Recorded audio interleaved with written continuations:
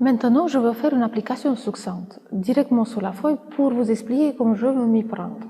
Alors, je suis toujours au 4. Donc 4, c'était la vérification. Alors, voilà. Là, je veux vous montrer sur le dessin ce que je ferai à la distance. Donc, je vous montre vraiment comment je fais, qu'est-ce que je mesurerai à la distance. Donc, je vous montre sur le petit dessin.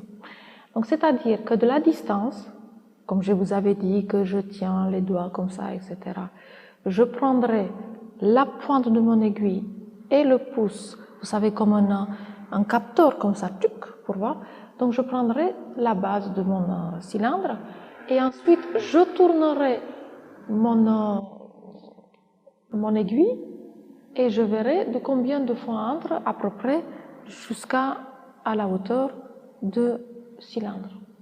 Donc alors, c'est-à-dire que je prendrai la base de mon cylindre. Attention, regardez-moi bien, fixez bien mes yeux. Et voilà, c'est ça qu'il faut faire. Vous fermez un œil, sinon vous pouvez le cacher.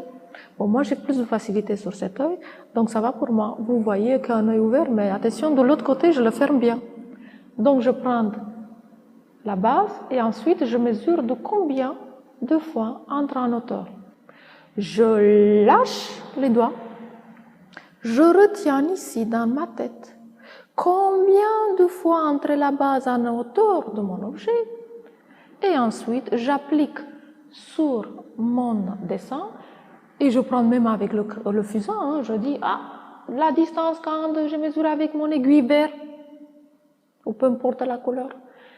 C'était la base entre 2 fois en hauteur de mon objet. Je retiens, je tourne sur ma feuille et je dis alors là, quand j'ai estimé, est-ce que j'ai bien estimé?